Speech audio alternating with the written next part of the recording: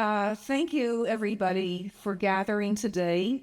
I want to welcome everybody today for a program that's co-sponsored by the League of Women Voters and the AAUW, American Association of University Women. My name is Andrea Schachter, and I'm the Vice President of Programming for the League of Women Voters. And my name is Bee Guy, and I represent the American Association of University Women Fremont Branch. We very much appreciate our partnership with the Niles Discovery Church, with whom we've been working for a year to help us with our programming by giving us this space on a monthly basis. It's extremely important to us, and it's just a lovely space, and we're so pleased, and we thank the church for that. First, I just want to say a little bit about the League, and Fee will say a little bit about the AAUW. The League of Women Voters is a national organization that's been around for more than 100 years. It was formed when courageous women fought for and finally won the right to vote in the United States. The League's mission is to encourage active participation of citizens in government. We work to increase understanding of major public policy issues, like today, and we influence public policy through study, education, and advocacy. And this is important. While our interests are certainly political, we are strictly nonpartisan. We never endorse or oppose particular candidates or a political party. Okay, we may endorse a proposition, we may endorse other things, but never a political party or a political candidate. Our membership is open to all citizens, even men. Men join the League of Women Voters. Okay, and we have men who are members today. I'm not going to embarrass you by asking you to stand, but just know that you are welcome and invited to join. Our league's motto is democracy is not a spectator sport. So in other words, we encourage everybody to get involved. Great. Thank you so much. First, I would like to thank Sam and Angela for giving us the opportunity to co-host this very important forum on the pros and cons. And I just want to give you a very brief overview of what we do, the American Association of University Women. We are the largest and the oldest women's organization in this country, founded 143 years ago in 1881. Our goal is very similar to the League of Women Voters, which is to promote women's rights. So while the League of Women Voters was working very hard on dispelling the misconception that women don't have the mental capacity to understand and vote for national legislation, AAUW was working hard to dispel the misconception that women don't have the physical stamina to pursue higher education. Women would be childless, barren, and very sickly if they decide to pursue college and university degrees. So today, both of our partners, AAW and the League, we have came a long way.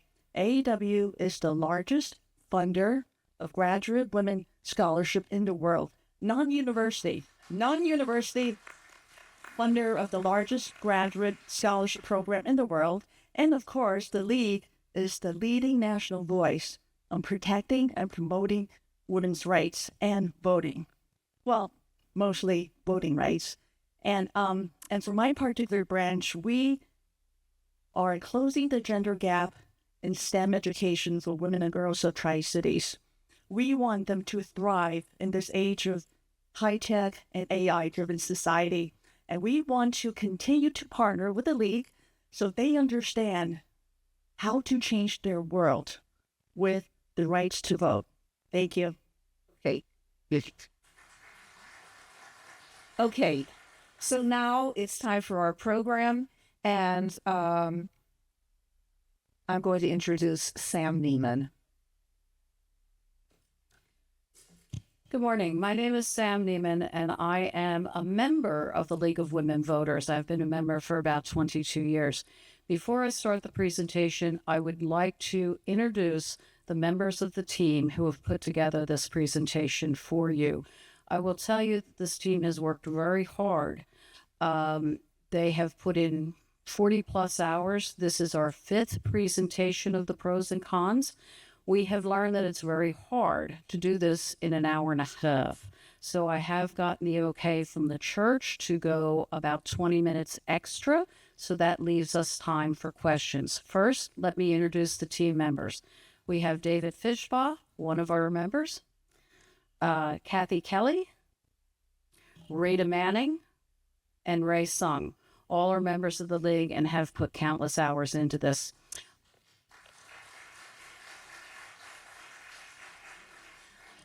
Before we get started, I want to put a couple of guidelines down. Some of you have been to our other presentations where we interrupt to take questions.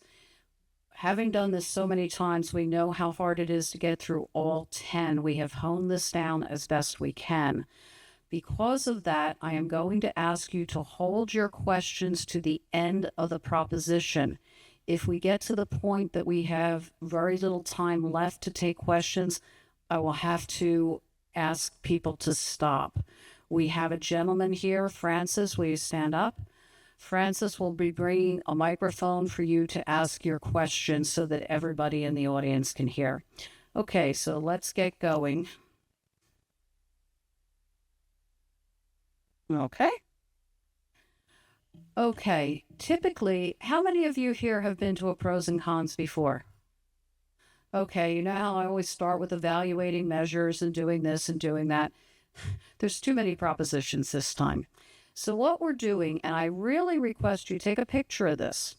These are the trusted websites that we use to put together these presentations. So not everything comes from the official guides, much of it does, but we also want to emphasize on the right-hand side, the osca.gov.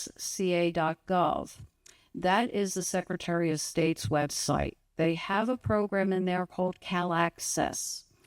Many of you who have been here before hear me say over and over again, follow the money. Cal Access over the past several years has gotten better and better. You can get to a granular understanding of who is funding which proposition, as well as candidates, but we're focused on propositions. The next website is fppc.ca.gov. That is the Fair Political Practices Commission.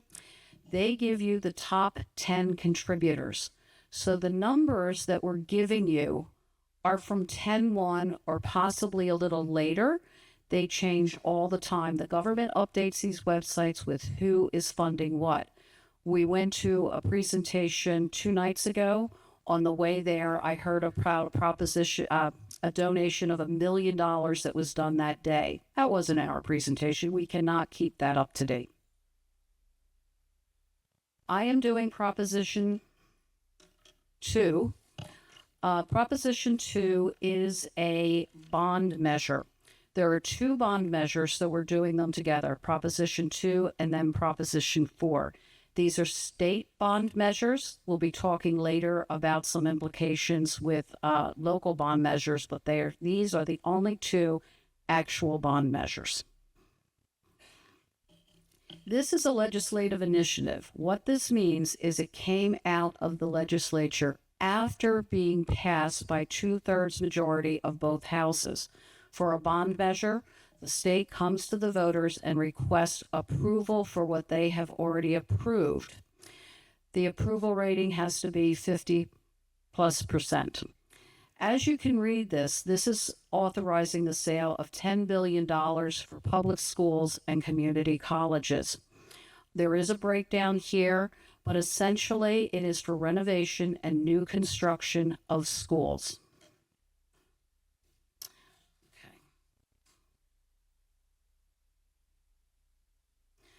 A little bit of background. Things changed back in 1978 in how we funded schools. Schools are now funded in a combination of local community school districts and the state government. We currently have over 10,000 schools from K to 12 and 115 local community colleges. These are the districts that will be affected by this proposition. California has a lot of old schools.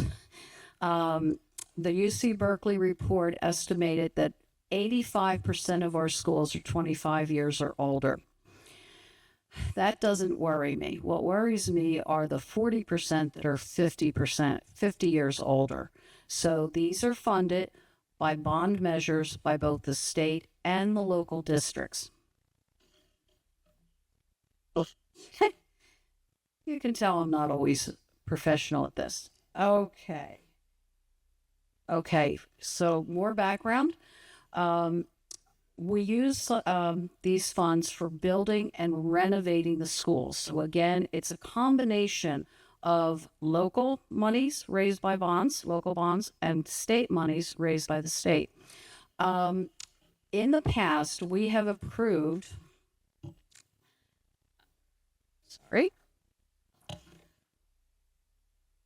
about $200 billion in local and state bonds.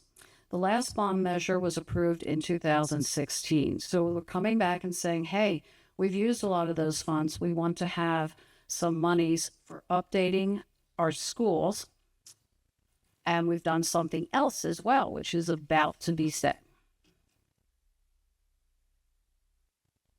In addition to approving extra money from the states in a bond measure, they're going to change, if this passes, it changes the eligibility formula for low-income districts. And this is to address a little bit of the disparity between low property tax and low-income districts and the richer districts that can afford it.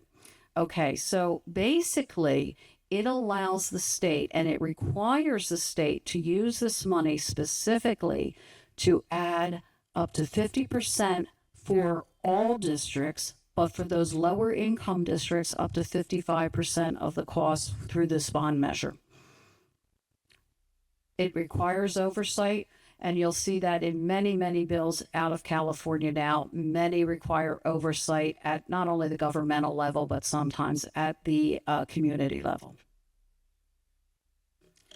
Okay, now we're getting to supporters and opponents, and this is what you're going to hear from anyone who is supporting updating schools, new classrooms, things like that. The money's crucial. School districts in lower district areas have no other way to pay for improvements. The supporters for this have raised $6.35 million, and I bet you can figure out who the top contributors are. These are the CA Teachers Association, Northern California Carpenters Regional Council, PG&E Corporation. I took this data, which is valid as of 10/1, from the FPPC. These make sense. When you're looking at bond measures, it really does make sense to go in and look at who's supporting it. Of course, teachers are going to support better classrooms. Of course, carpenters are going to support more buildings, so that makes sense in that. No opposing committees have been formed as of 10/1, and that is per Cal Access. So those two, will keep referring to those. The opponents say we should take the money out of the general fund that's already there. We shouldn't have more taxes. And I say taxes, and this is a bond measure, but remember, a bond is paid back by the state with interest to the people who buy the bonds, and then it is paid with taxes. Okay, several organizations have been neutral in Prop 2, but have voiced concerns about what they see as an inequitable distribution of funds. They would like to see more money going to lower things. Now, I would like to open this up for questions, and we have 2 minutes for questions.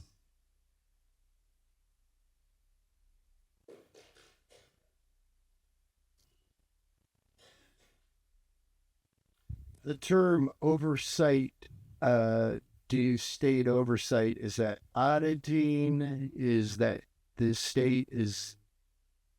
That is both auditing where the money is spent and how it is spent. Okay.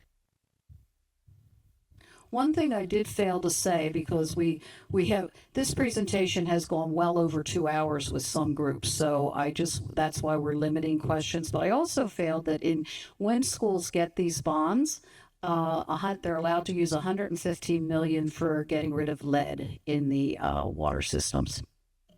Okay, I'm going to turn this over to David, who is doing 4. That is out of order. The reason is this is one of 2 bond measures. They're the only bond measures on there, and we wanted to clump them together so that you could see how much money the state is asking in this election. So we come to the second bond measure on the ballot, and that is Proposition 4, and it is entitled the Safe Drinking Water, Wildfire Prevention, Drought Preparedness, and Clean Air Bond Act of 2024. So I guess you have a pretty good idea what this is about, at least in a nutshell.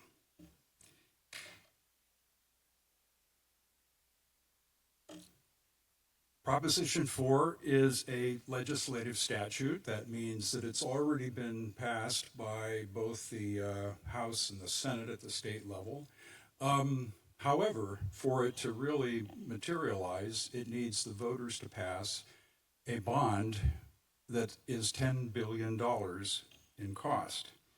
The Legislative Analyst's Office estimates that this bond will cost $400 million per year for 40 years.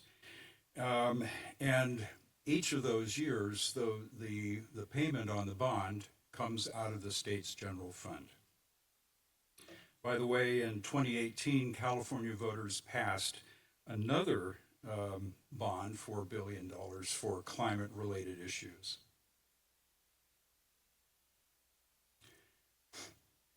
Here is a list of the specific programs that are the components of the Prop 4 bond, and I'll read the first few of them anyway, and you can see the rest.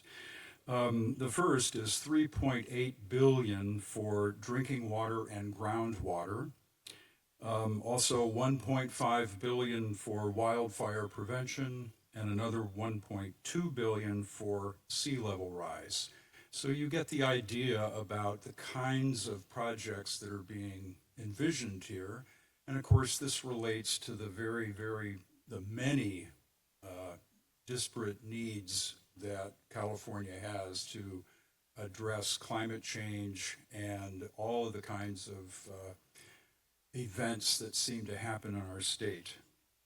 One thing to note is that Prop 4 stipulates that 40% of the $10 billion will go to the needs of low-income communities or communities that are particularly vulnerable to drought and fire and other kinds of weather-related disasters, flooding.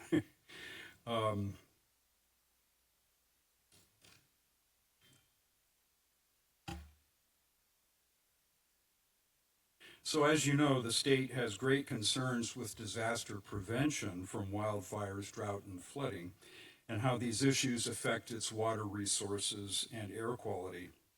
And then there are the matters of climate change and the severe fluctuations of weather.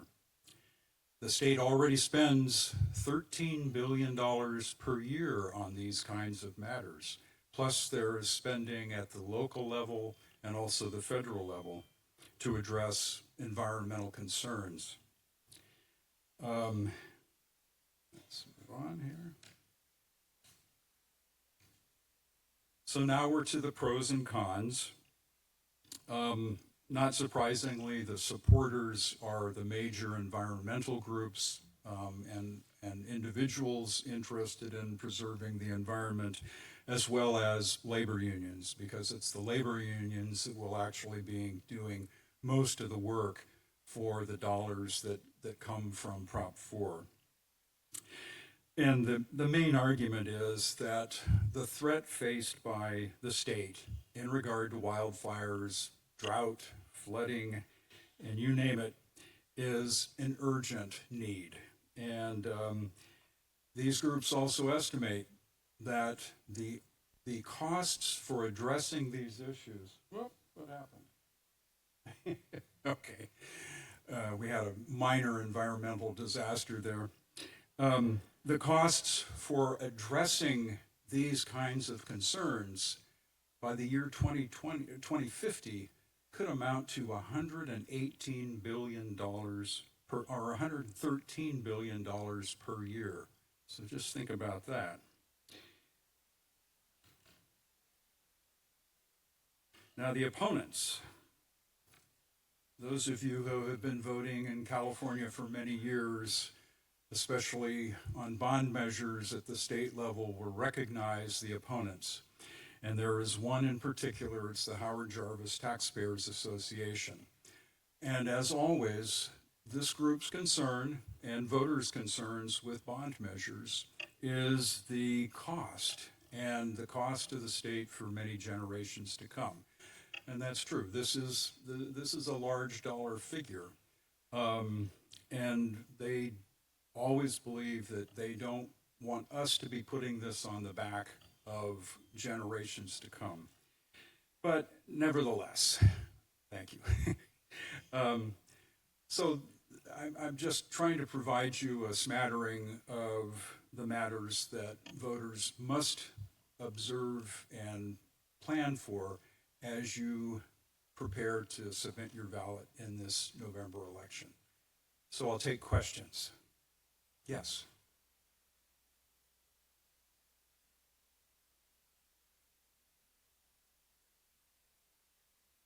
That be determined by? I mean, what is the rule that will determine what is low income versus none?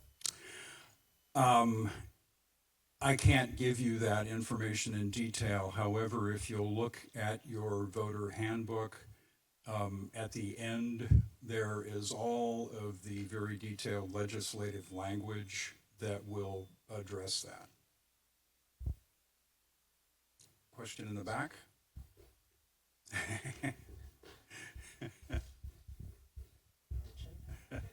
Hi, this is a general question about bonds. A long time ago, my parents voted for the Washington Township Hospital. Today, it is still on my tax bill, 75 years later. And again, this is really a general question. If I want to inquire or do any research why I'm still paying for Washington Hospital, how would I begin my research? How would you suggest?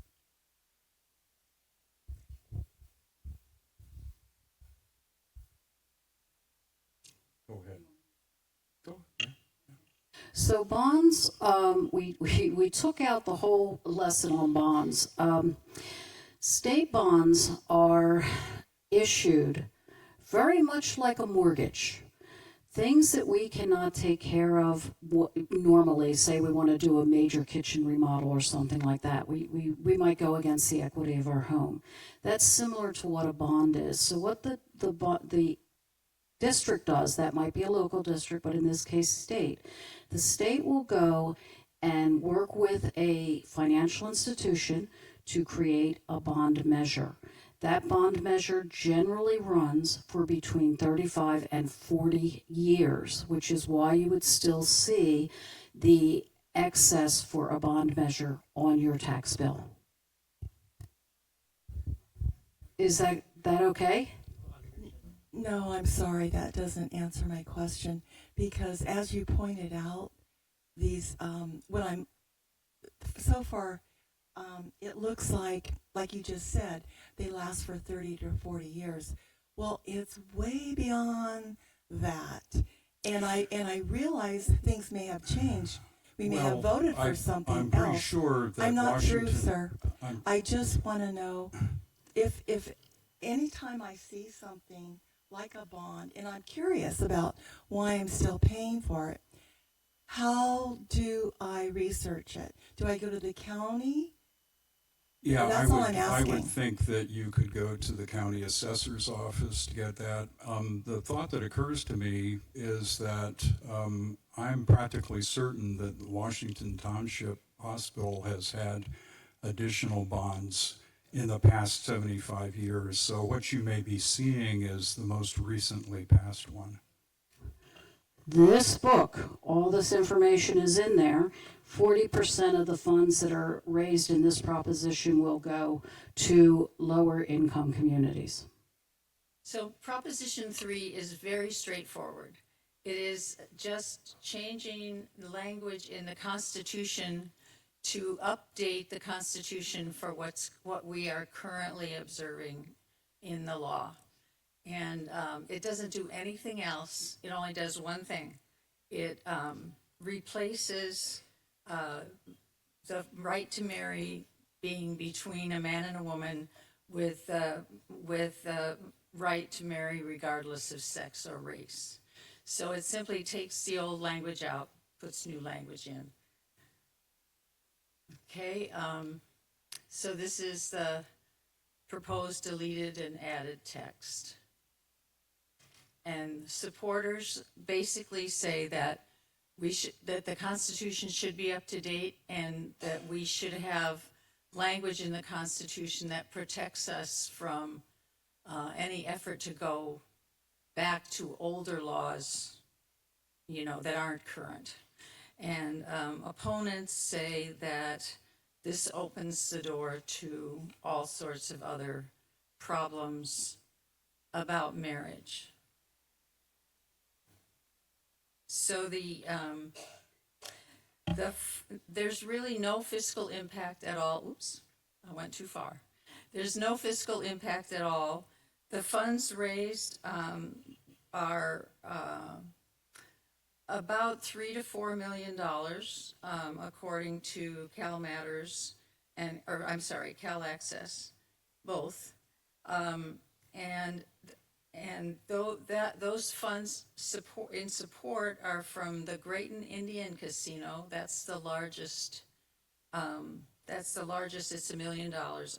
Well, 1 or 2 million, depending on who you talk to. And teachers, nurses, LGBTQ organizations, and the ACLU, Kevin DeLeon and Senator Tony Atkins committees. There are no funds raised in opposition at all. Okay? So I think that's really the long and short of it. Questions? Okay. So we are next. I'm sorry. Excuse me. Is this for California only? This is just for the California Constitution, and it puts us in line with the federal law also. Okay? Other questions? Okay. Oh, here we go. Just kind of a general question, because I've been paying attention up here, and I notice you have the thumbs up, thumbs down thing on the top of each. Is that indicative of what? Well, that's just the pros and cons. So, like the other slide a while back, it was just a no one. It wasn't an up or down. It was just a down. So what is that for? Okay, this was just a new format for this presentation, and I had a very young person, 34 years old, help me with this, and she thought it'd be nice to have graphics. The thumbs up means we're in favor of, the thumbs down is we're opposed. No, wait a minute, I have a different person telling me, and this is a different one. Hold on. It's not an endorsement. The thumbs up is just to go with the supporters say, and the thumbs down goes with the opponents say. So sometimes these are split into two slides, so we'll just have the thumbs up for the supporting arguments, and the thumbs down will be on the opposing arguments. Does that answer your question?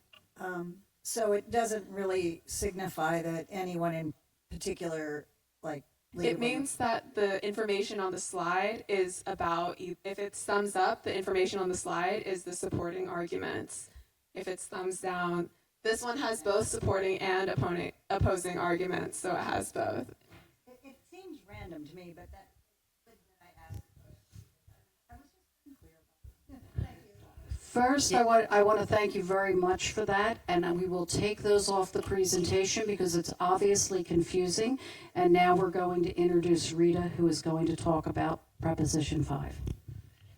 Okay, this is Proposition 5, and we start off with what it is responding to. It's amending the Constitution, and it's amending those sections that were initially added by Prop 13, 1978. Some of you are too young to remember Prop 13. Some of you, it's just like, what?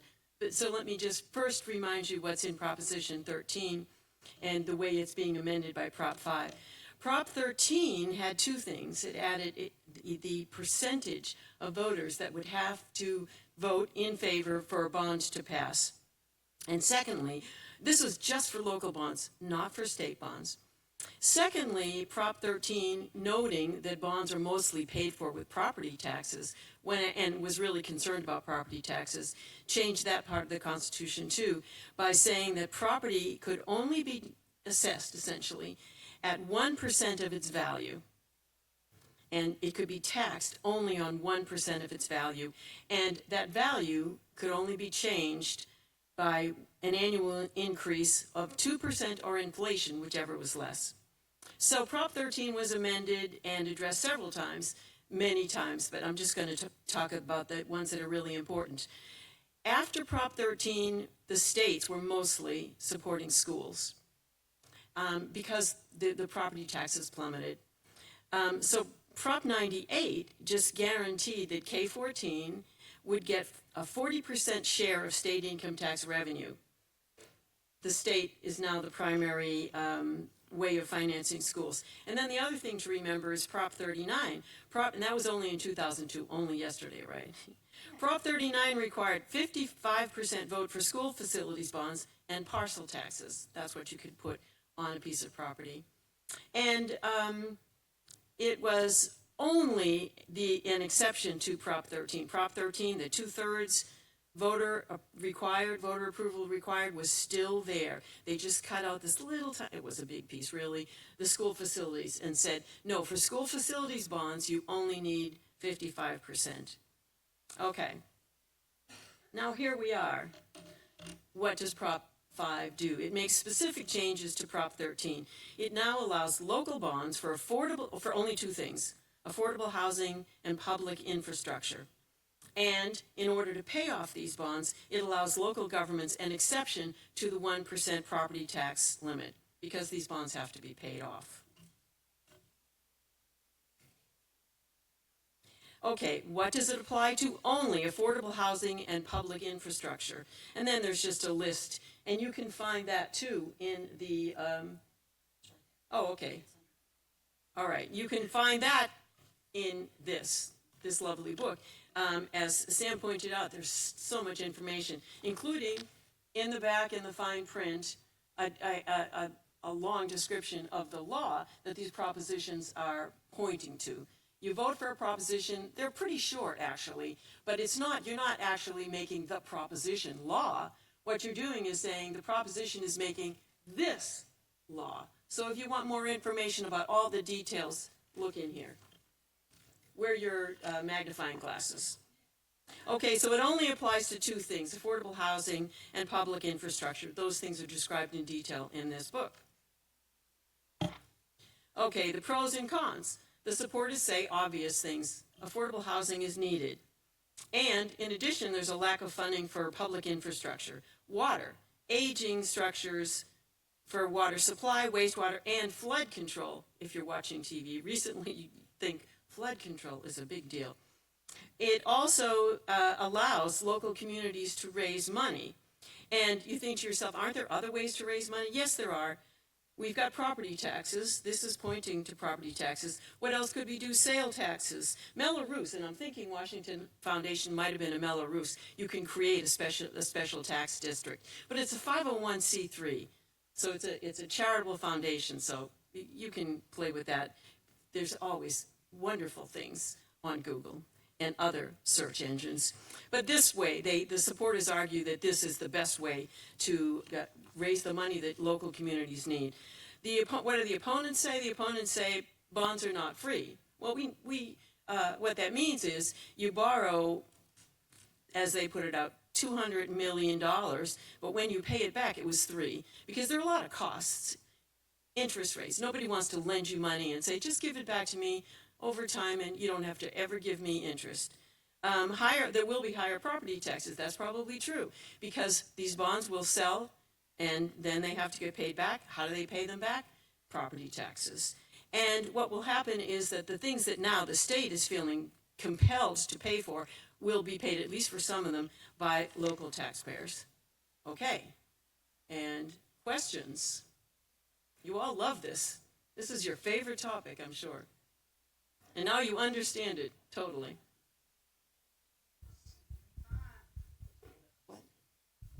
Is there a limit to how much they can raise the No. taxes? This is something that the only limit is 55% of the voters have to approve it. So your local, your city, your county, local organizations, local government agencies will have to sit around and think, what do we need? And what do you think we can get the voters to approve? No, what I was asking about the percentage, so under Prop 13, you could only raise property taxes 1%. This makes it an exception. Makes it an exception. But there's no limit to how much they can raise. No. This is not requesting bonds now. This is giving the authority to local districts to raise bonds with just 55% approval. I know Rita said that and said it well, but I just want to reemphasize this. This is not you approving bonds. It's approving how bonds, local bonds, get approved. My name is Ray. I'll be presenting Proposition 6, which would end forced labor of people in jails and prisons in California. This proposition would remove the constitutional provision that allows for involuntary servitude as punishment for crime. This language is in the California Constitution. It mirrors the language that's in the U.S. Constitution. And this proposition comes as part of a larger push. Oh, sorry, that's on the next slide. So this would ban involuntary servitude completely and affirm that incarcerated persons may not be disciplined for refusing work assignments. So this proposition comes as part of a larger nationwide push to eliminate similar provisions from state constitutions.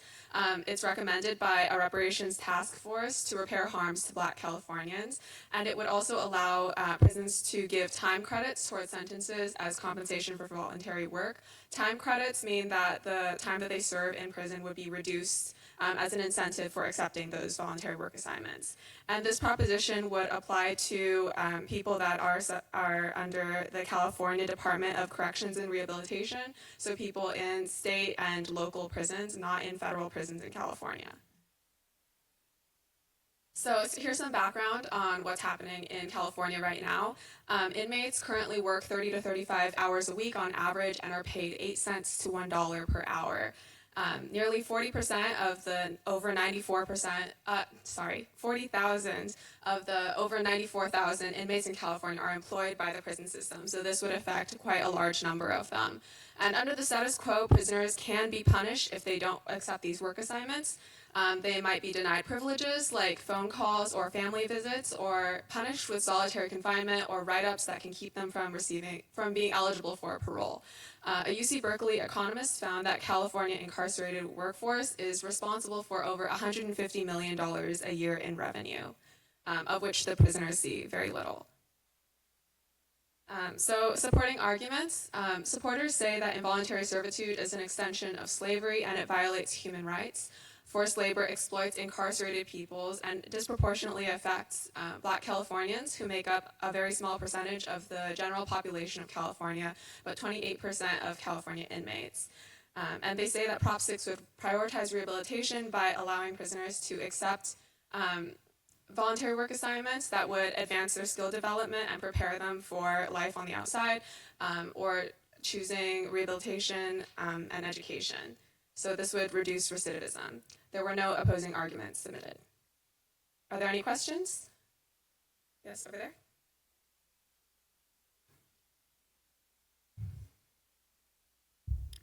Does it change the pay rate? Yes. So currently there is no minimum wage for prisoners. They're exempted from the minimum wage laws in California.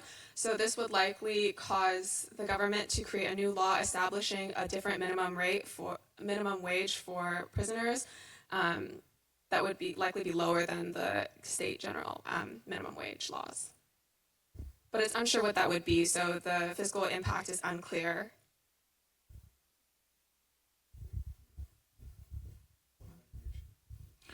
I want to make sure I understand the people that this would apply to. I think you said that it would not apply to federal prisoners. Is that correct? Yeah, Right. you said that. Does it apply to people who are in county lockup? Yes. So it does apply to them. And what about people who are incarcerated because of their immigration status? Those, I understand, are federally run. I'm going to call them prisons, even though they're not technically prisons, because prisons are where you go after you've been adjudicated guilty of a crime. And these are places where people are held prior to adjudication. And so does it apply to them? And is there a way to make sure it applies to federally held people? Thank you for that question. I don't believe they would apply to any federally run detentions or prisons. The state can only control, its own jurisdiction. So this would only affect California's constitution. But I would encourage you to look more into that to make sure this is what you're looking for. About the previous question, the fiscal impact, like I mentioned, is unclear. It would likely establish a new minimum wage. Of course, when any of these propositions are passed, there's a lot of laws that are passed after that in reaction to it. So we're not sure how much the impact would be because it depends on how state and local prisons react to the passage. Would react to the passage if it went through. Oh, it likely wouldn't be a difference of more than tens of millions of dollars annually. Are there any other questions? I hope that was clear. Okay. Thank you. Kathy will be next, presenting Proposition 32. Hi again. So Proposition 32 again is pretty straightforward. This is raising the minimum wage in California. So this proposition would amend the labor code in the Constitution to increase the state minimum wage to $18 an hour. So the language prior to this was to increase it to $15 an hour. This continues the effort until we get to $18 an hour. And when this law is very carefully spelled out to know exactly how it should be implemented, and when it reaches $18 an hour, then it would increase by the consumer price index after that. So that's basically, and the language again is in the big book that you're getting. So it's spelled, and it's spelled out very clearly how it's done and who it applies to and at what point. So this is a background. This is the beginning, how it started to go up. It's at the 2000. We're at the point for the 2016. I'm sorry, for $16 an hour, I think, at this point, and this would allow it to go to 18. Okay, supporters say that the minimum wage needs to continue to go up because it's not keeping up, and it's not meeting basic needs. The fiscal impact is sort of difficult because the government would pay higher wages, and but the rise in wages would mean that there are people at the lower end of the scale who would now not qualify for some of the benefits that the state pays. So there's an offsetting cost benefit there. And that's one of the things that comes out in the fiscal. Okay. And also that, you can see the pros for it, and that we should continue to make it affordable for workers in California. And this applies to all the different organizations that are not already covered by a minimum wage that is higher than this. So there are some carve-outs already in the law that are higher. And opponents say that it will create higher operating costs for businesses, and it will cost jobs. The general arguments about higher wages come in here. I'm sorry, I have to turn my page here. I hope I have it. So for the contributions, in support of this, of this proposition are fairly large, around $12 million. Most of the money comes from a committee called Working Hero Action for the Living Wage Act, which is supported by Joseph Sandberg, who's an American entrepreneur, a progressive entrepreneur who is supporting this idea that there should be a higher standard. Anyway, and there are funds opposing, and they come basically from agricultural interests, restaurants, the organizations that you would expect, and I think it's about $4 million. I don't know why I can't find my note, but I think that's pretty close to the amount. Questions?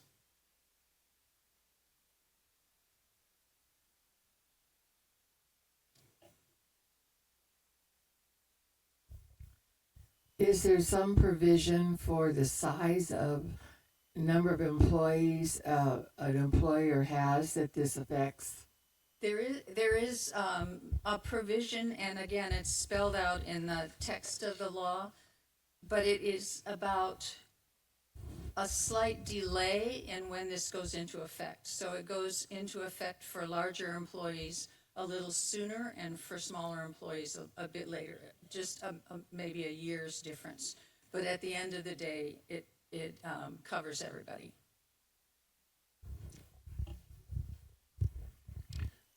This is a more general question about citizen signature propositions. If a proposition that goes on the ballot by citizen petition is passed, can the legislature on its own, without returning to the citizens, change the law that the citizens adopted? We have an expert. No. No, it's a proposition. However, you can put an initiative in the next election cycle. Initiatives, by initiative, the voters or the people who get the signatures can add a change in the amendment in the Constitution. They can have a new statute. They can amend a statute. They can even go back to something they did the election cycle before and say, no, we don't like it. So that can always happen. So nothing that gets there by initiative, nothing by law, nothing in the Constitution is really safe to be. That's the short answer. So that didn't answer my question, so I don't think I asked my question clearly. The question is, once a proposition is adopted by vote of the citizens, raising the minimum wage to something, can the legislature then change the minimum, adopt a different minimum wage law that would supersede the law that had been adopted by the citizens? You can have all kinds of legislation that can be making changes. This now will be, if it passes, the law of the land. But Okay. in the future, it can be changed by the legislature. It can be changed by the initiatives. Okay, and so the answer to my question is yes, the legislature can supersede the law subsequently. Having gone through the process, yes. Yes. Initially, yes.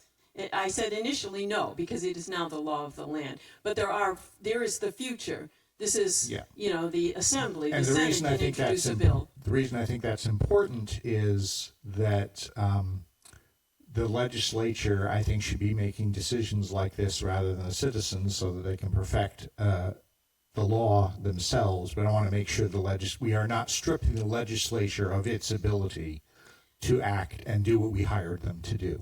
I certainly agree with you about that, but if we didn't have initiatives, we wouldn't have this activity. What would we do with this week in the election cycle?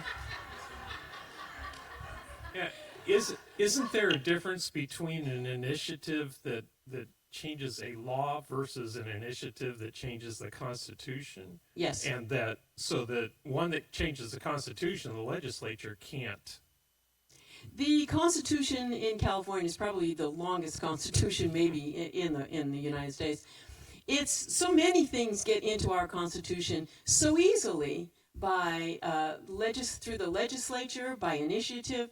So whether it's a statute or the amendment, it's not like the federal Constitution. Hard to change, lasts for a really long time. The Supreme Court can play around and interpret it in ways that we don't even recognize, but still, it's powerful, the federal Constitution. California Constitution is not. It can easily be changed. Okay. Okay, Rita, you're up for the next. I'm sorry. Did I miss a question? Oh, I'm sorry. Yeah, is there any data to support or debunk the con that it will cost jobs? Or is this just Nothing that I found or that I know of.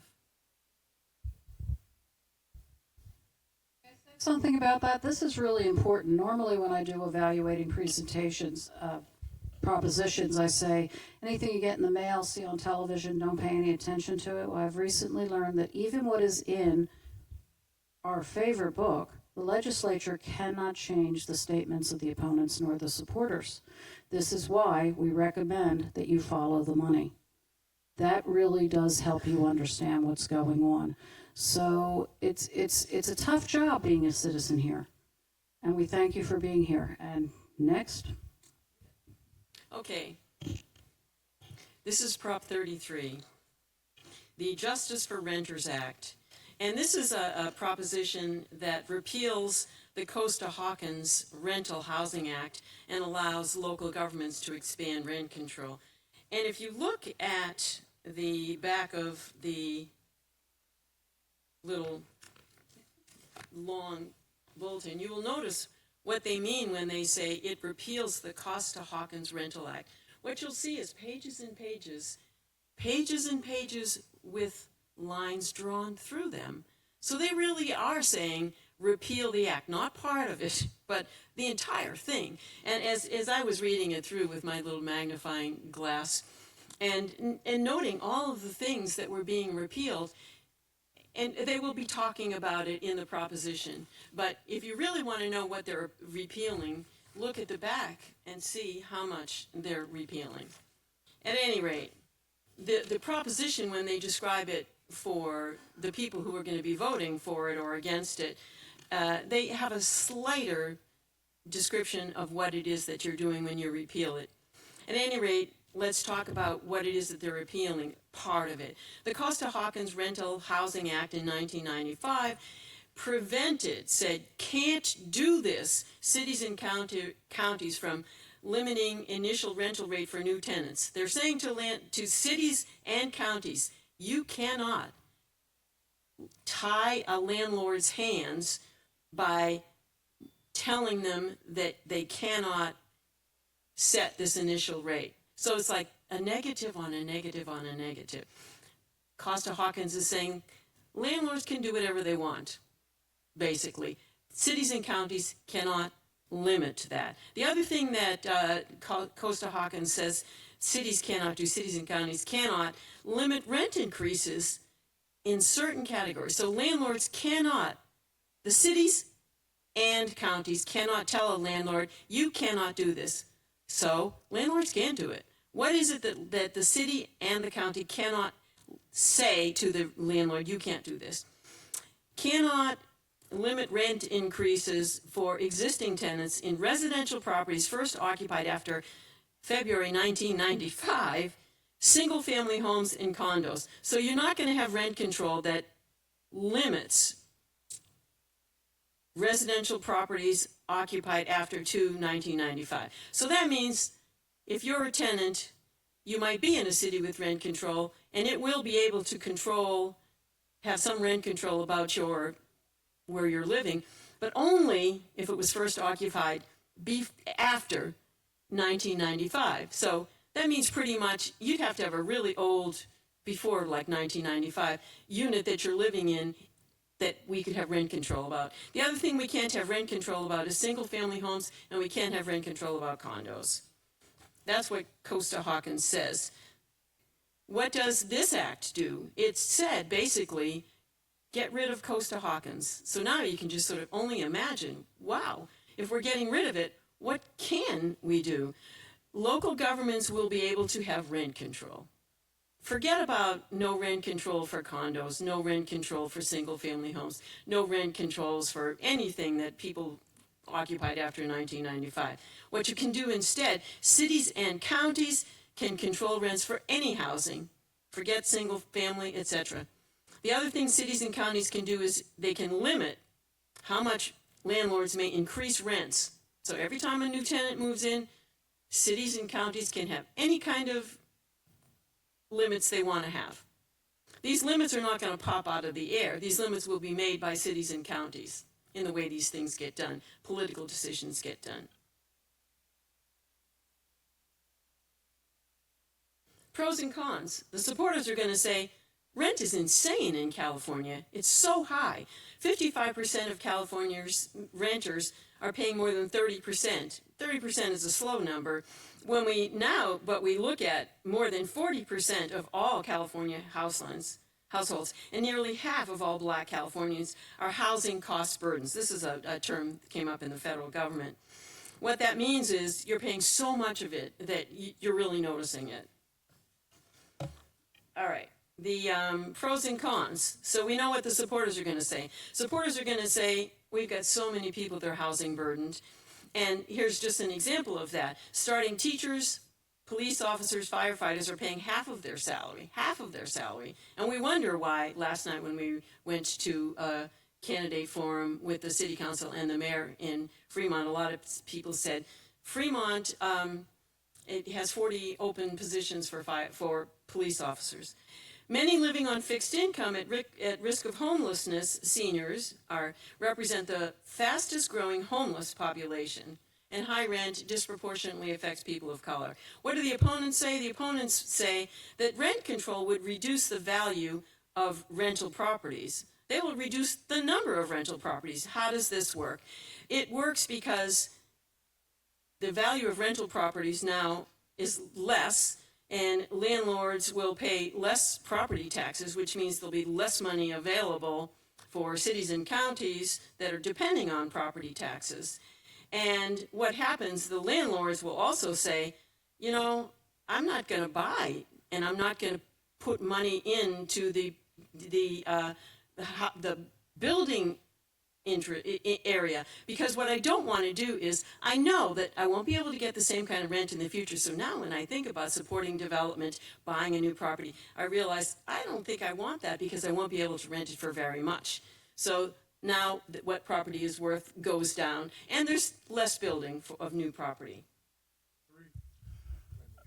I noticed that it's called the Justice for Renters Act. Seems like that's slanted one way or another. Who puts the names on these acts? The secretaries, the state, let's see, SOS. And Secretary of State, thank you. I know all the acronyms, but then you try to... Okay, the Secretary of State will approve it at the end of the day, but it's the people putting them on the ballot that have a lot of control. The Secretary of State can say, this is insane. No, you can't do that. But they pretty much, this is a voter initiative. Yeah, I would just like to point out that this was supported by the real estate group in California. And this will take away rent control from all across the state. And it's one of the most hardest things to get passed locally of anything that you can imagine. So yes, it will do away with rent control because of getting rid of Costa-Hawkins. but it is going to allow landlords to really charge whatever they want. So I think it decreases the amount of affordable housing that will be built, and I'm not sure that it protects renters to that point. I can't comment on that, as you know. I'm sorry, sir. I think you might have been mistaken with what this proposition is saying. It will not eliminate rent control. It will eliminate rent control restrictions. And it's not supported by the Real Estate Association. They're actually in opposition. The main supporter is the AIDS Foundation. I assume that you actually you understand that will be what the opponents of this proposition will argue. Sorry. But again, we can't take a position on it. I personally, I'm sure all of us have a position, but as the League of Women Voters, we sort of are wearing two hats, the education hat, the advocacy hat. Today we're wearing the education hat. So I might agree with you, I might not agree with you, and I'm perfectly happy for people to share, not just bring up questions, but share their positions on these initiatives. That's fine. I just wanted to make it clear that we're on the same page about what this will actually do. Yeah, we are. Yep. Hi. As someone who is doomed to be a renter forever, this is important to me. I just want to know, do you have any data about how fast, if this does pass, how fast cities have been to put rent control in place? Like, if this passes, I want to know how fast cities will. Well, two questions. One will be, do you want it to pass? And I suggest that you actually read this, the entire act that is being, that would go away. Because there's more in it than that little piece about rent control. I mean, the rest of it, will say, here are all the categories that will not be affected by the limits. So there's that, what you'll find that in there. And then the other question is, what is our history of rent control, sort of nationwide and in California? And how likely is it that something that's striking an entire piece of legislation, 27 pages maybe, I'm just trying to remember how many, it's a lot. So if it does pass, then what that means is that cities and counties now have more control. And then you just sort of think about the politics, our local politics. And, maybe it will go on a really long time. And if you're really concerned about it and it does pass, and now you are concerned about the local politics of it, you will find that there will be a lot of organizations that spring up, and you should be looking to be involved in making them spring up and just be involved in what they do. So even if something like this passes, and it might not, you don't say, I have no power over what happens. You do, and you should, and you will. And so there's no answer about when will it happen and should I move. No, just say to yourself, what's going on in my city, in my county, and then how can I get involved? I think we're going to have to, this will be our last question. And I do want to go back to one thing before this question. I'm reading directly from the book. People might wonder what I'm looking at. I printed the book before it was actually sent to people. This particular measure, 33, will repeal the state law and would prohibit the state from limiting the ability of cities and counties to maintain, enact, or expand residential rent control ordinances. This is a limitation on the state, not on cities and not on counties. Which means that cities and counties can effectively start building those things. I am confused. Cities and counties do now have some rent control ordinances. So what is the real change? Is it just that the state cannot act, No. Cities and counties can continue with the rent control that they have? Cities and I'm counties can confused. continue with the rent control that they have, but there's actually very little rent control in California. LA, San Francisco, San Jose. But you look Concord, around. other places have some sort of rent control. Not much. And Well, it exists. I'm confused. well, Costa-Hawkins has put tremendous limits on what cities and counties can do. So if you look at, you think you're seeing some, San Jose, for example, has an ordinance about, modular housing, because there's nothing in Costa-Hawkins about that. So they've really, put a lot of stuff into that ordinance. But, Costa-Hawkins really has put in some strong limitations. But we're moving on. Just to add on one sentence, 2 sentences. Right, so currently there are a few rent control, places with rent control, but there are significant restrictions. This proposition would remove those restrictions on rent control. So to the previous lady's question, the speed at which local agencies would propose and pass those rent control policies would be up to them, though there are, I believe, some cities that have trigger laws in place. So if this proposition goes through, then their rent control would immediately pass. So it's really up to each local agency.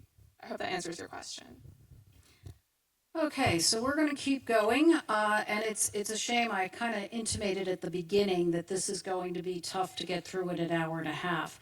So one thing that has nothing to do with the propositions that I'm speaking about, I keep looking at notes, and I keep reading from those notes. Those notes, other than the proposition presentation, are a direct copy out of, Rita, you took my book, the Secretary of State's book that was sent to voters.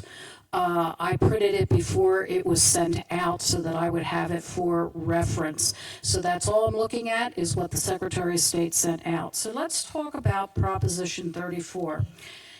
This is a confusing one. I will need timing.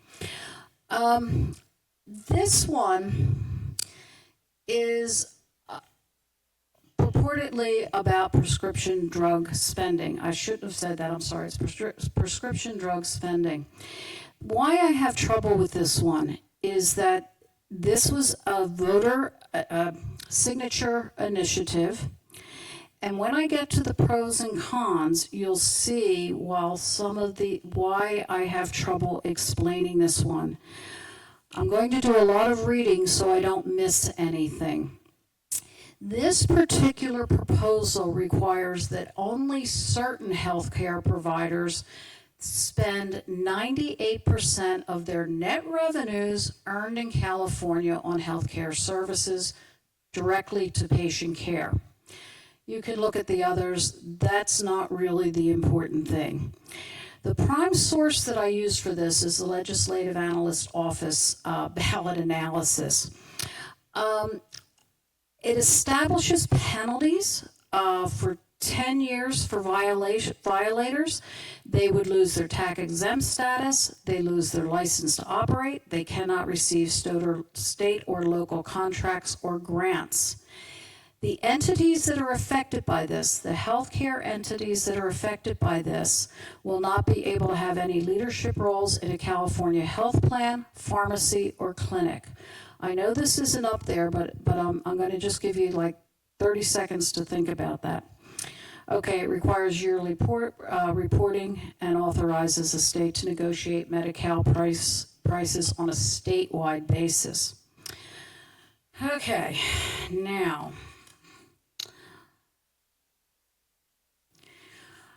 before I talk about which providers are affected by this, I want to give you a little bit of context.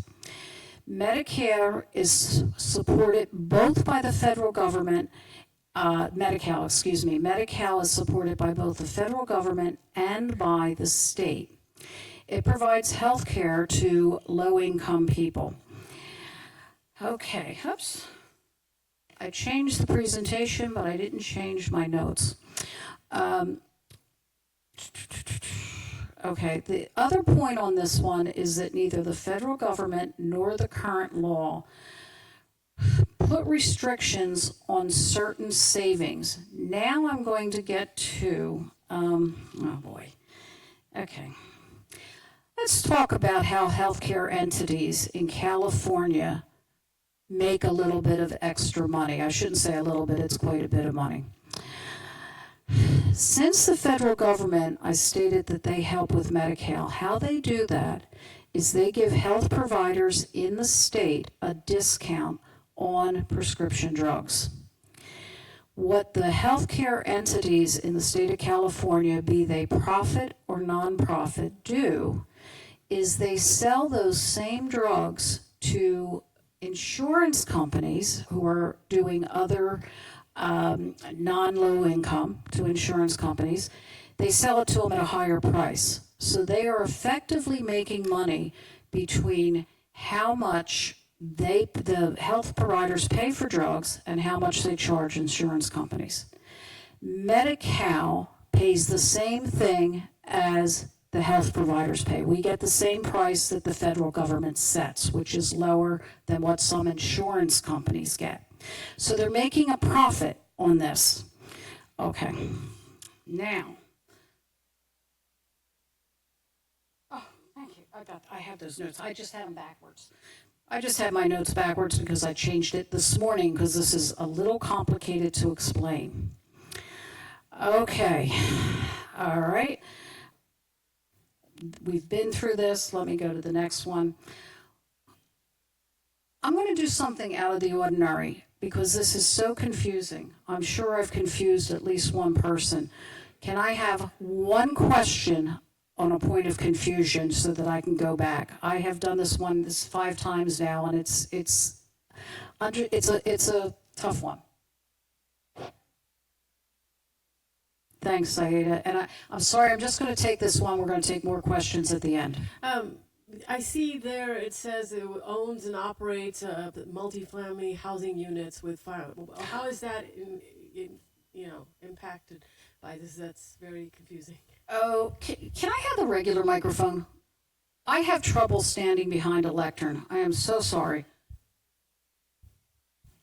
Okay, so that is an excellent question, and I missed it. Okay, so this is the criteria, and this is what I wanted to get to on this specific measure. These are the criteria. 4 of them participate.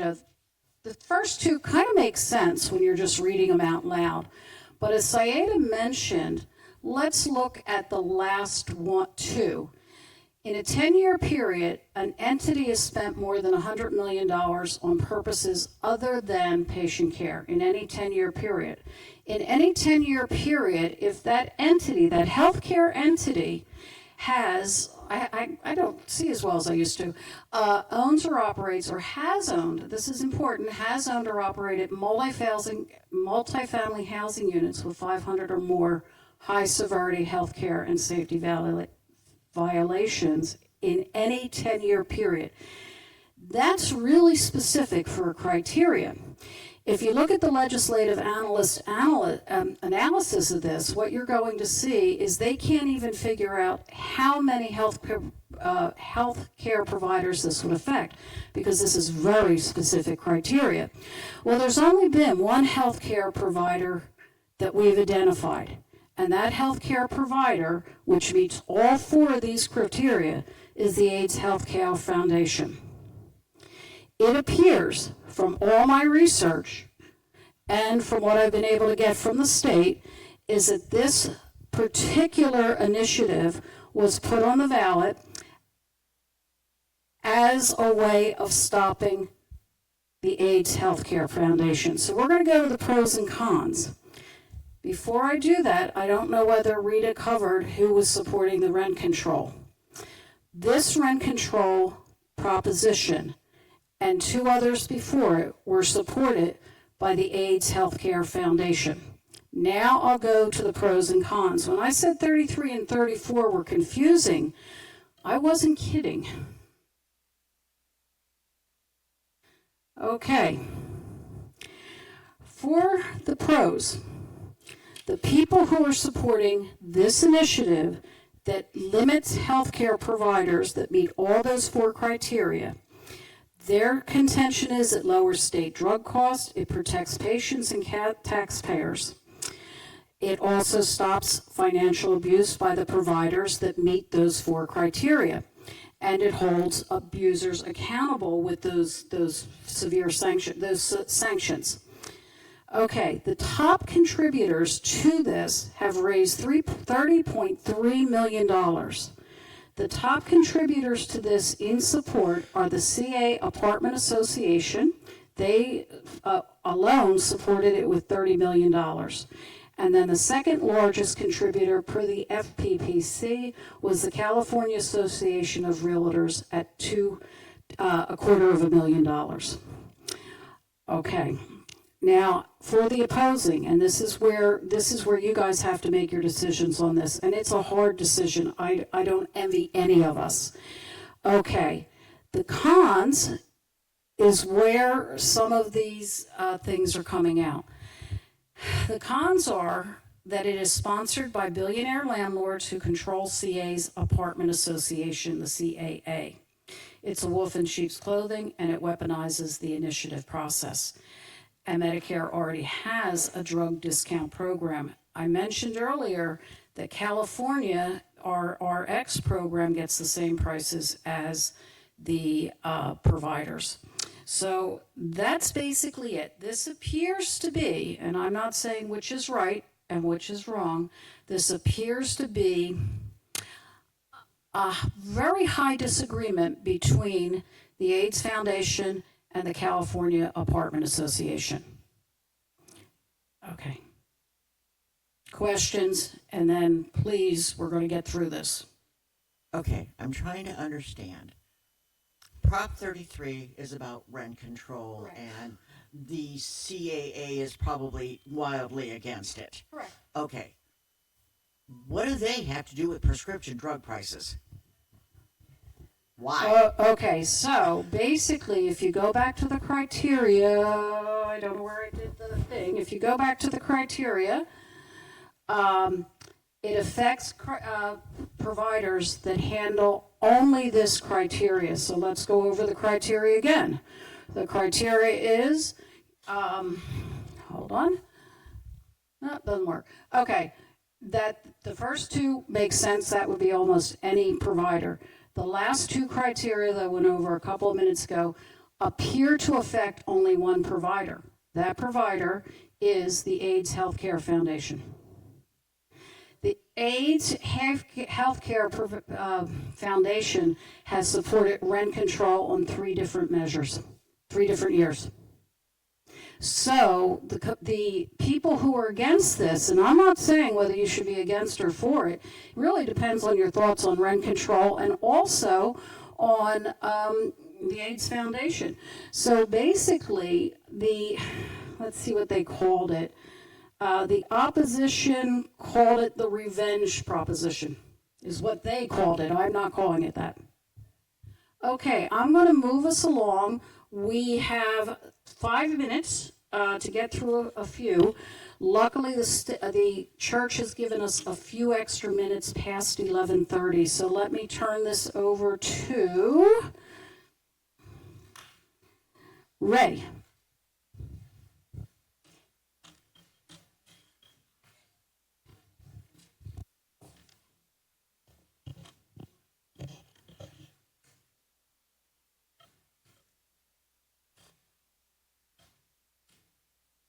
I just want to mention that if there's still confusion about Prop 34, I'd recommend you reread the section in the Easy Voter Guide. Okay, moving on to Prop 35. Prop 35 would provide permanent Medi-Cal funding.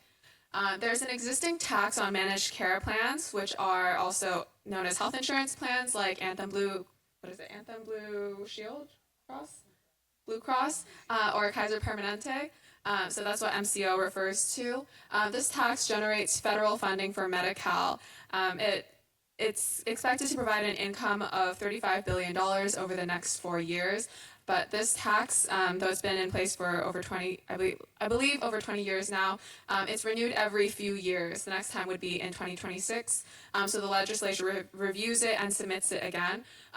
This frees up money in the state general fund. So the way that the MCO tax currently works is that the state puts together a plan for the money that they want to collect from MCOs and submits it to the federal government, because they provide matching funds that provide a lot more money to Medi-Cal.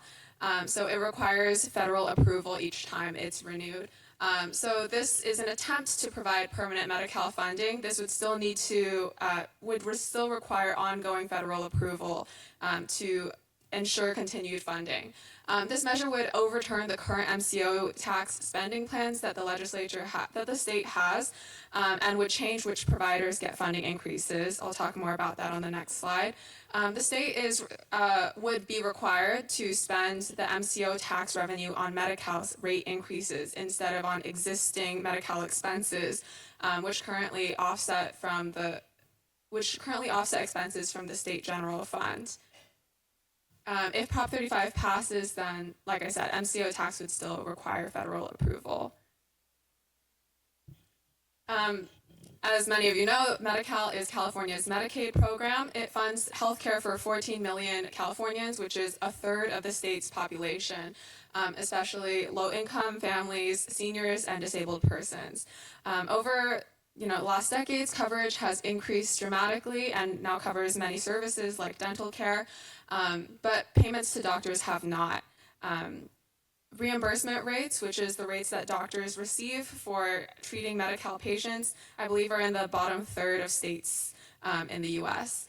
And so this has led to some providers refusing to accept treatment of Medi-Cal patients. So there have been plans to change this. There are currently plans in the legislature to increase payments to doctors, but because of the budget shortfall, some of this has been walked back to free up money for other expenses. So this plan would make sure that those rate increases are still protected by these dedicated funds. So as I mentioned before, the providers that would receive these rate increases would change under Prop 35 compared to the current budget plan. Under the current plan, some notable groups that would receive rate increases are private duty nursing, community health workers, and continuous Medi-Cal for children under 5 years old. I want to draw attention to this last part specifically because continuous Medi-Cal for children under 5 years old means that they would be re-enrolled automatically without having to apply for it every year. Many children lose their access to Medi-Cal because of this lack of re-enrollment. So under Prop 35, these priorities would change to provide rate increases to outpatient facilities, behavioral health facilities, doctor postgraduate training, and abortion care. There's a much longer list of these things. This is just a selection of them, so I encourage you to read more about in the legislative analysts' analysis. You can see exactly which services would receive more money or less money. So the fiscal impact, in the short term, it wouldn't affect the tax revenue, but it would make the California budget out of balance because it currently relies on some of the MCO tax revenue to pay for the general fund. In the short term, this would cost the general fund $1 to $2 billion a year, and beginning in 2027, the Medi-Cal funding would increase by $2 to $5 billion a year. This would include the federal matching funds. For the state budget, it would lower the general fund offset, which is the money that, sorry, I'm trying to explain offset. Basically, money that would otherwise be spent by the state general fund on Medi-Cal is covered by the MCO tax. But this proposition would reduce the amount that the state can use to offset those costs. So it would be felt in the general fund elsewhere. The long-term effects are unclear because it depends on whether the state would otherwise renew the tax and in what way, and if the federal government decides to approve this ongoing tax because it's currently higher than it's ever been before, and there's some concerns that they might reject it. Though there are provisions in the proposition that would allow for the state to adjust the tax to make sure that they still get federal approval. Here are the supporting and opposing arguments. Supporters say that the tax revenue from health insurance providers should be used for Medi-Cal and not for the state general fund. This would protect and expand healthcare access, and it provides dedicated funding for healthcare because without raising taxes on individuals, because it relies on a tax that already exists and is not on individuals. On the opposing side, there was no official opposition registered. If you read the voter information guide, it doesn't say anything, but I think it's still pertinent to include these, which I found in my research. Proposition 35 would limit the legislature's flexibility to make budget decisions and adjust priorities, and could potentially unbalance the budget as it would in the 2024 to 2025 fiscal year. So by restricting the way that the MCO tax is used, the legislature wouldn't be able to use that money on other things. In cases like a budget deficit, like we have this year, they wouldn't be able to access those funds to make up for the budget shortfall. The legislature already has a lot of restrictions on how it can spend its budget. I believe 40% of the general fund is required to be spent on education, so it can make it quite difficult to make up for those budget shortfalls if they don't have access to certain revenue incomes. There are also health equity concerns about Prop 35's funding distribution. This is related to the providers that are currently provided for rate increases in the state's health budget plan, but would not receive those increases under Prop 35's plan, as I showed on the previous slide. And Prop 35 would also keep the tax on commercial enrollment low. I didn't quite cover this, but the MCO tax has different tax rates for patients that are covered by Medi-Cal versus commercial enrollment, which is what the health insurance plans that are sold directly to consumers. So this would keep the tax on those private consumers much lower than on Medi-Cal patients. Moving on to questions.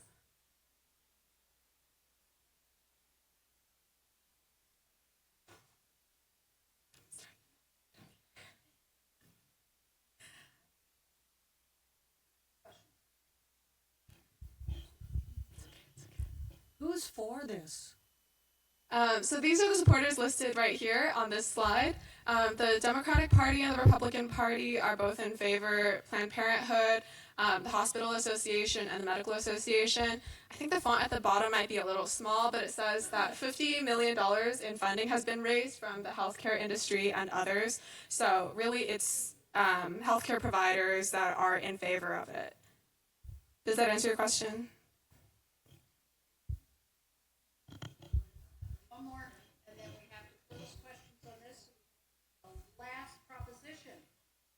Are the healthcare providers in support of it because it would protect their funding? Is that the main reason? I mean, or do you have any thoughts on that? Yes. So, yes, informally, this is seen as a spat, I guess, between the healthcare industry and Governor Newsom, because they originally agreed on significant rate increases for healthcare providers. But because of the budget shortfall, Governor Newsom went back on that to make more of the tax funding for existing Medi-Cal expenses instead of new rate increases for the healthcare industry. Does that make sense? Okay, we're going to have to end the questions there and bring up David. Wait a minute. Is there? There's one more over here. There's only one more question. We'll let that go, David. I'm sorry, but then you guys all have to stay for this last proposition. Really quick. I thought you said you guys don't endorse. Yes, we're not endorsing anything here. Oh, right. On this one, this is an area that was actually, and I've been with the League a very long time, I went to the state of California to ask if we could leave that one sentence up there. And they said, as long as I make it very, very clear that this is part of education, We can put up who, if the league is supporting or opposing, so they're on some slides and not others, because we've got that data afterwards. If you wish to see what the league is supporting, you can go to the LWVC. In their advocacy half, they will support propositions or oppose them. We only have it up here because they were one of the opposition. That's the only reason. I cannot talk to you about why. You can go to the League of Women Voter California site. Thank you for asking that, because that's a hard clarification. I initially told the team, take all references to the league out. I was told by the voter services team in California that we could leave them in, but be very clear that we are not endorsing it in this particular presentation, because this is education. Just to reiterate, the League of Women Voters has an advocacy arm and an education fund. The advocacy arm does take positions, but we're here representing the education fund, and in this capacity, we're nonpartisan and not endorsing either side. Does that answer your question? Thank you. So, I can assure you that Proposition 36 is the last of our presentations for the day. However, I can't assure you that this is simple and straightforward, and I can't ensure that this is causing as much emotion as it is reason and rationality. And I can't ensure that this is going to be an easy decision for you or anyone to make as a voter. So the simple title is Felony Charges and Increased Sentences, but that's where the simplicity ends. Well, I guess it's simple in terms of you need to make a yes or a no vote. But generally, Prop 36 proposes to increase penalties for theft and drug trafficking, turning some current misdemeanors into felonies. It also creates a treatment-focused court for some drug possession crimes. It also requires that people convicted of selling or providing certain drugs, like fentanyl and cocaine, receive a warning by the court that murder charges could result if they repeat the crime and someone dies.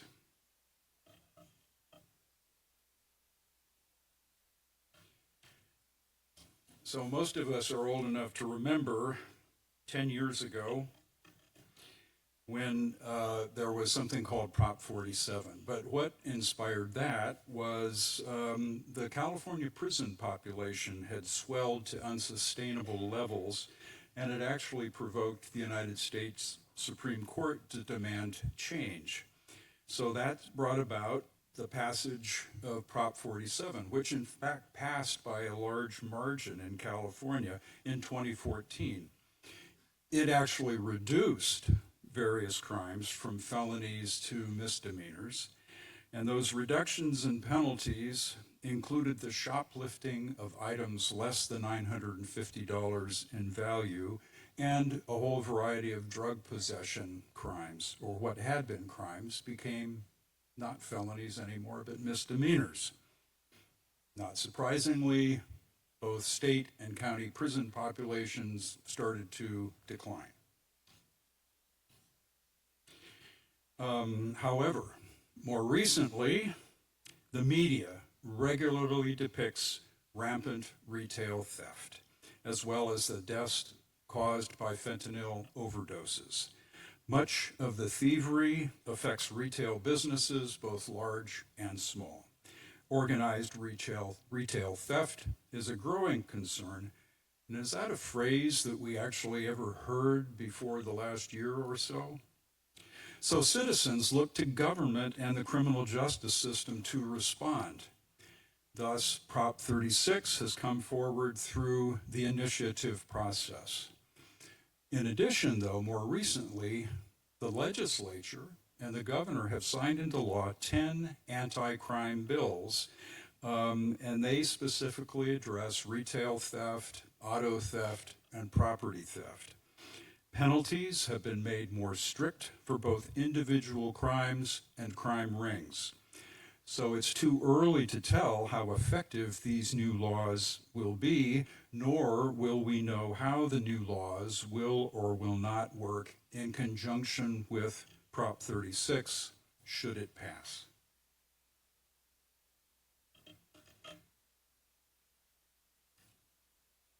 So, here are the supporters in opposition to Prop 36.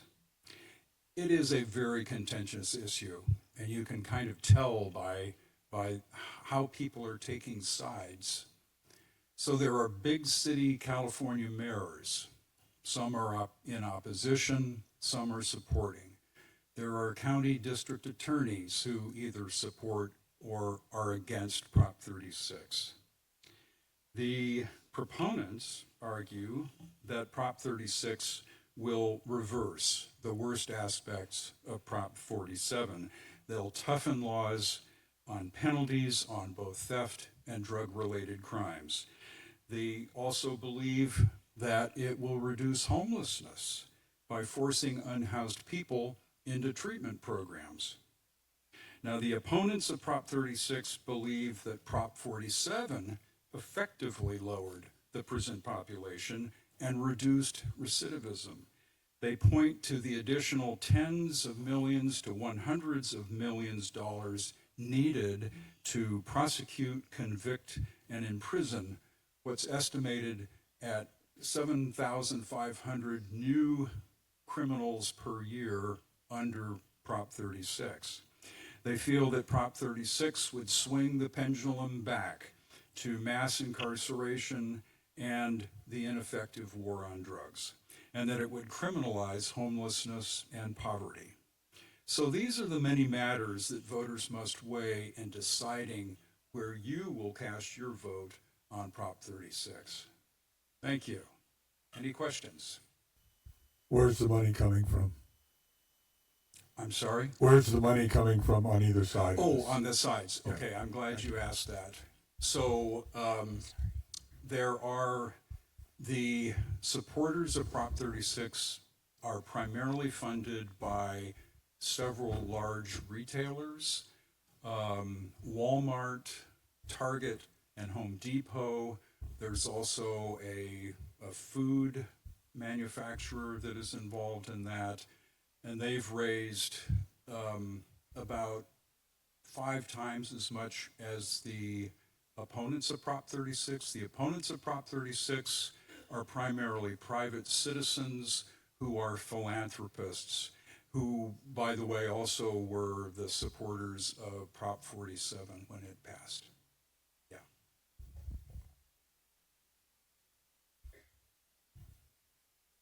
I don't have a question, but I have a tip. The numbers, when you're watching commercials or promotions for various propositions, remember there's 10. 5 of those have a different number than the other 5. So the first 5 were put on by our state legislature, the folks that we voted for, those in Sacramento. So you want to consider that when you're watching who's supporting and who's opposing. Think about who put those on the ballot. The other ones, the numbered, those are signature gatherers, propositions. In other words, folks went out and decided this is how it's going to read and how it's going to go and how it's going to be enacted. And those are from us, the people. So consider that when you're looking at who's opposing and who's endorsing. And remember why they're numbered that way. The Secretary of State numbered them as she goes, 33, 32, 33 through 36, whereas the legislature numbered them 2 through 6. Just a tip. Okay, thank you, Angelina. And I'm going to turn, there has been a technical glitch caused by me. I had a slide on our next 2 programs being done right here at Niles Discovery Church, and I'm going to ask Andrea to address those. It's okay. Thank you all for coming. It's been a long day, and I want to thank you. We learned a lot today. And thank you to Sam and her team, Kathy, Rita, Ray, and David. Thank you. they did a tremendous amount of research, believe me. I watched it happen because David's my husband. Okay, so I want to tell you that. I want to just inform you of the League's next two programs. We try to have a program once a month in this very same place and very same time. So our next program will be November 2nd from 10 to 11:30 right here. And we are going to watch a video interview with Erwin Chemerinsky, who is the dean of the UC Berkeley Law School, and he wrote a really controversial and provocative book called No Democracy Lasts Forever: How the Constitution Threatens the United States. Okay, so you'll want to watch this video with us, and then we'll have time for a moderated discussion afterwards. And I think that there will be a lot to discuss. Okay, and on Saturday, the next month, December 7th, same time, same place, same station, we're going to have Larry Gersten, emeritus professor from San Jose State Political Science Department, and he's a political analyst for NBC TV 11, and he's going to talk to us about the election results from the 2024 election and what it all means to us. So you'll want to come for both of them, and I have a flyer on the League of Women Voters table out there. I have many, so pick them up, and that's it. And fee? Yes. Okay.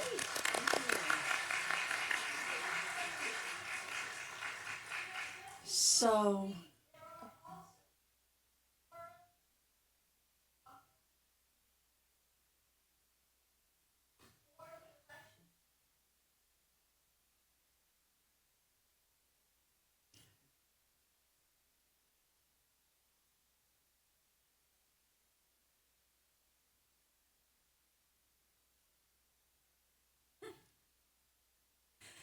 Okay, and my closing remark is that 143 years ago, AEW was founded on the belief that education was the key to financial stability, social mobility, and gender equity.